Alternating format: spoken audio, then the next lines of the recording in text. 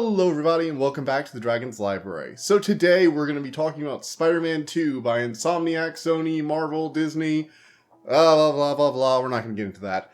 I want to get right into this though because this is a video game review. It's the sequel to Insomniac's 2018 Spider-Man game for the PS4, and this game has kind of been one of those things that's been hotly anticipated for me for a few reasons. First up, Spider-Man 1, I guess we're going to call that. There's so many Spider-Man things that it feels weird calling something Spider-Man 1, but we'll just call it that.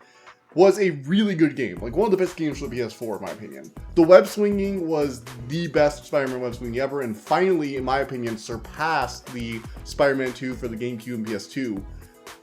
And was just an all-around amazing game. Yeah, it had some bloated, unnecessary minigames. Yes, it had enough 4 stealth sections. But it was still an amazing game and one of the best things on the PS4. Which was a loaded console, quite frankly, with exclusives. I mean, you had the God of War reboot, you had Bloodborne, and you had Spider-Man. Enough said.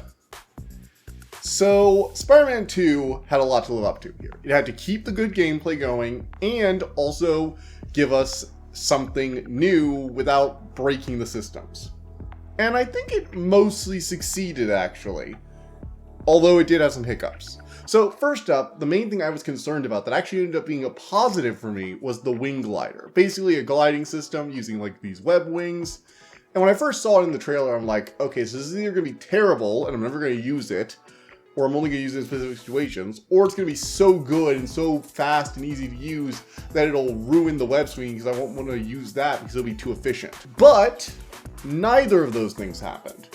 In fact, I'd say this was one of the few additions to a movement system that actually improved the overall movement. See, they expanded the city to go across the river and to other parts of New York. So by giving you the wingsuit, they allow you to traverse areas where there's not a lot of tall buildings by using these currents. However, they balance it by having the currents move you so fast that it's hard to control. So you mostly use them to go in a single direction when you can find one of these air currents. You don't use them for everyday movement or more precise movement. So you have sort of like your super fast, I can't control it movement with the wing glider. You have the wing glider temporarily for minor manipulation around building corners and stuff like that. You also have the web swinging, which is your general movement, kind of like your standard. And you have the point grapple to get you to more precise locations.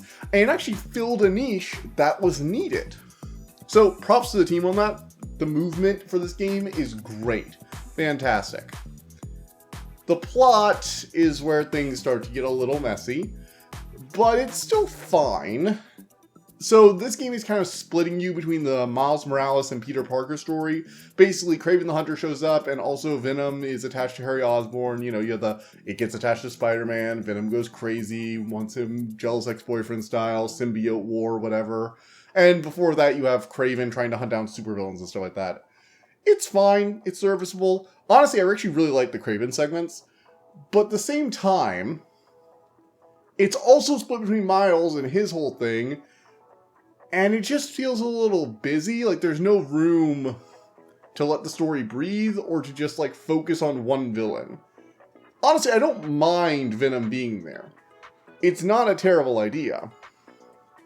But the problem is, I just don't see why this is like a Peter Parker story. Like, I get Peter Parker and Venom, but I feel like they should have either been like, okay, this is their Peter story of him about to retire and, you know, handing the torch off to Miles, or we should have just been just Miles and done it that way. Because the problem with this is a game with, like, you know, RPG-style upgrade mechanics. So they're in all the open world games now. And because they have two different characters, with two different sets of abilities, they have two different upgrade trees for the skills, and for a few of the upgrades. And so when you're choosing which of your powers to upgrade with skill points, you're like, well, I leveled up. Do I give some points to the generic skills that aren't that great for both Miles and Peter? Or do I do the impactful things that'll actually, you know, give me better stuff for either Miles or Peter? I don't know what the next mission is going to be, or what the mission after that is going to be. Hell, I would just let you know right now, you're going to be in a lot more Peter missions than you're going to be in Miles missions, in my opinion. So I would choose to upgrade Peter over Miles on average, but it's just frustrating. Now, this isn't a deal breaker. Like, the game was still fun, it's still mostly the same. This is mostly a minor nitpick thing. And that's not to say the skill system isn't entirely bad. Actually, one of the things I really liked is that you get the symbiote about like, I'd say like a third or a quarter of the way through the game or something like that. And when Peter's using the symbiote, you unlock symbiote abilities, your like big special attack things that you charge up for. And you can put skill points into those. But when he loses the symbiote, and the harder enemies that come in like the third act happen right around there. So at the same time you've lost your powerful symbiote abilities, you probably bring a lot of skill points in, the harder enemies also come and give you the sense of being very depowered. Which was some very nice ludonarrative synchronicity. I very much appreciated it. It actually made me feel like, oh no, Peter's actually on the back foot now. But that was kind of the only time I really felt something like that, and the rest of the time the skill system was just kind of annoying. Still, I get that it's an open world game and you're not supposed to be rushing to the main story. Honestly, if you're doing side quests and having fun exploring the city, you're not trying to just run through the main story beat after beat after beat, it's probably a lot easier. Now the thing I will not excuse though are some of the boss fights. Look, these boss fights are actually kind of fun. The first 1 or 2 times you beat them.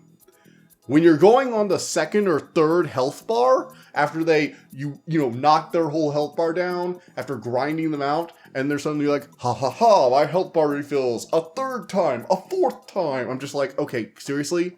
How many health bars do these stupid assholes have? And like, I get it, you can have a 2nd or a 3rd phase, but the thing is, they don't really change their movesets enough to justify another phase.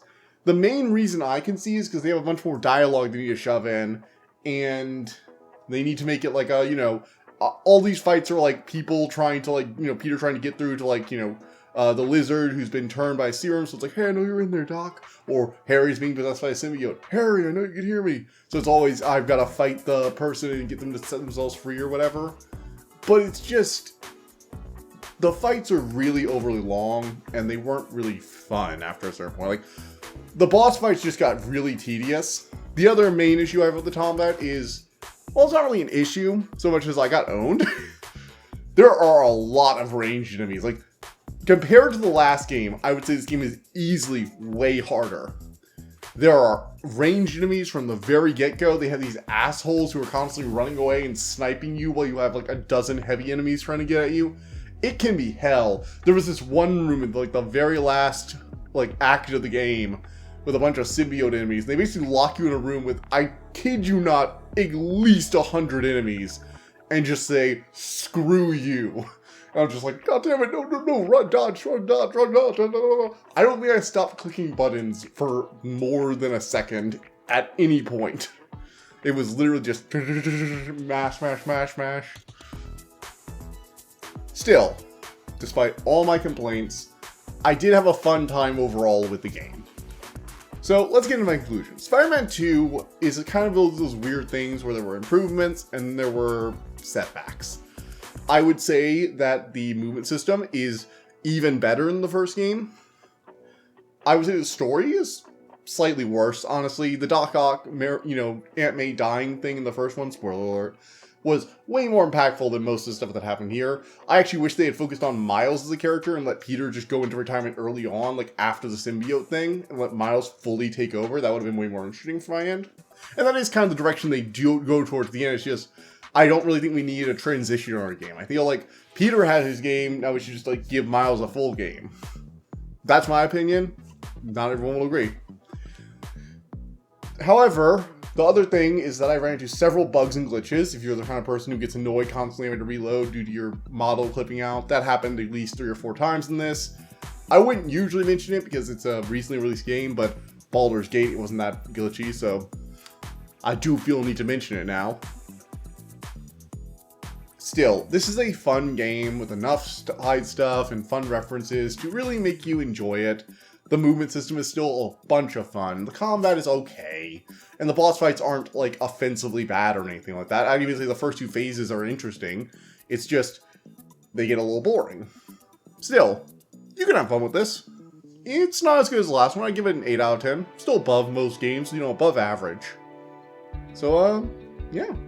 Moving on from there, we have the announcements. Hey, everybody. I'm going to go see Godzilla 1 this week. And I'm also going to be giving out my review for The Iron Flame by Rebecca Yaros. So look forward to both those later this week.